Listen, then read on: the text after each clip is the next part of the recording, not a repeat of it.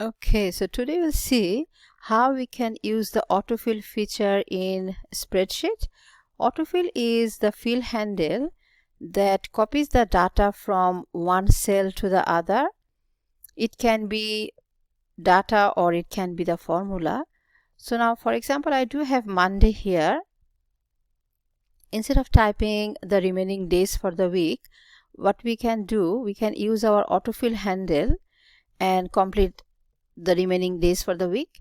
So to do that, we have to find the autofill handle. So in this cell, the bottom right corner, there is a blue square.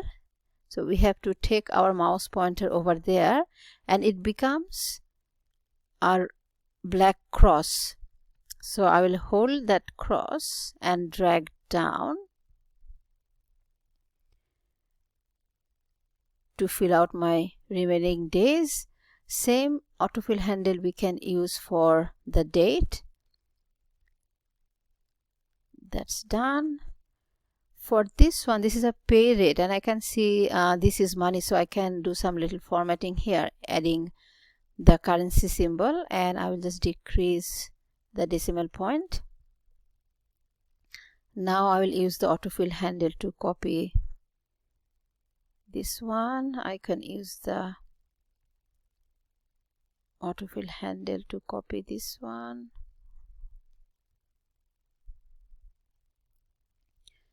Now this is gross pay. So first we have to find the gross pay and we have to use a simple formula for that.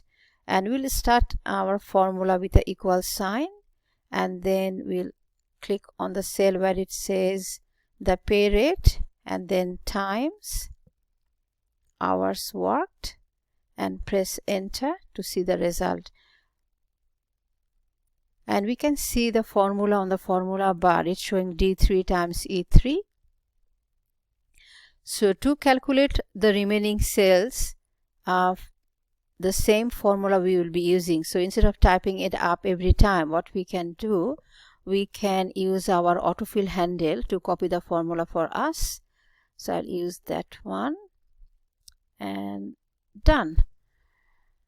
So with Excel, what Excel does, when it's copy the formula, it's using the cell reference, and you can see when we click on the first one, it's showing on the formula bar D3 times E3, but when I click on here, or for Thursday, it's showing D6 E6. So it is copying the relative reference for the cell, and that's how Excel copy the formula using the autofill handle.